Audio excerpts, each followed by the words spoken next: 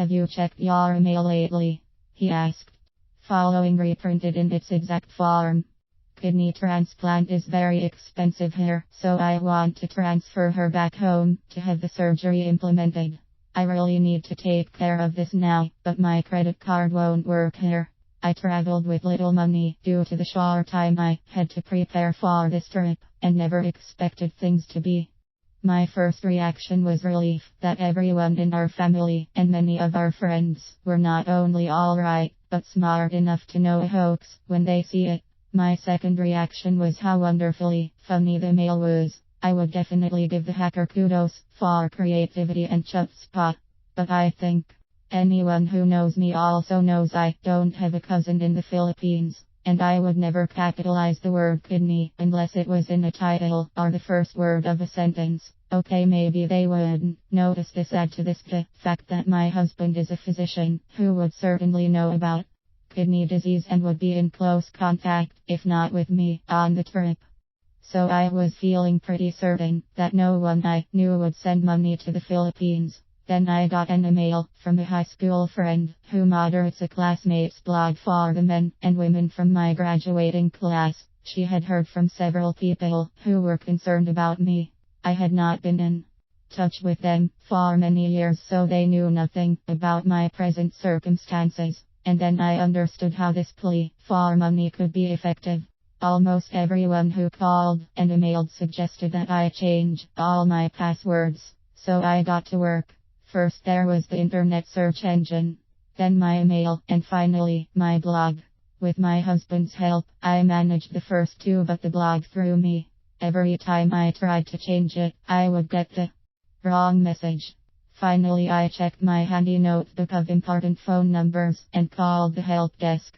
2 hours later, my helper gave up and sent me an email with step-by-step directions on changing my password.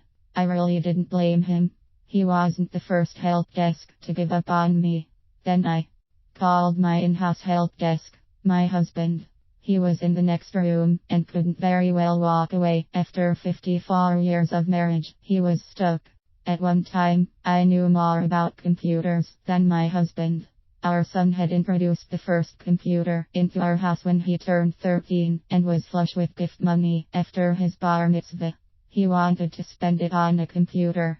We were perplexed. Why would he want a computer? What possible use could they be? He bought a Franklin, one of the few choices at the time.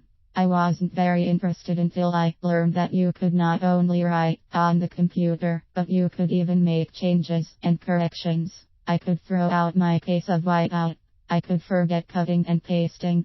I started to read the instruction book, and when he left for school, I sat down in front of the machine and began to check out word processing. Within a few days, I was madly in love. It was the beginning of a beautiful relationship, with occasional bouts of anger and separations when my computer had a sudden blackout or tried to show its superiority by losing my most recent work. Then my husband retired and began consulting from home. Very quickly, he not only became proficient on the computer, but also tackled the inner workings of this mysterious machine. Much to his chagrin, he became my help desk. My pleas for help when the computer let me down were usually frantic. I tend to make a lot of noise when the computer is not behaving, and probably much too frequent. But he has never failed to handle my cries for help with patience and humor. And so he stepped in again and helped me change passwords. Now I have so many completely unrelated passwords that my notebook with the list has become my most treasured possession. Yes, this hacking is a nasty nuisance, but all the news is not bad. I have heard from a lot of people I hadn't talked to in months or even years. Once they were certain I wasn't in the Philippines and didn't need money, we had lovely conversations and caught up on the time we hadn't been in touch. My 3 children called to warn me, and my son even offered me a kidney. I thanked him and told him to be sure and keep it on ice. But I do worry about the hacker a bit. Maybe he or his cousin really do need a kidney. Or maybe he got fired and needed quick money because his wife was pregnant and his son was very ill. Most probably he was just looking for a quick way to make money. but his assault on my computer demonstrated 3 things. 1. I have very considerate friends. 2. I desperately needed new passwords and a better firewall. 3. I'm still in love with computers and word processing except for 10 minutes ago when my entire contact list disappeared.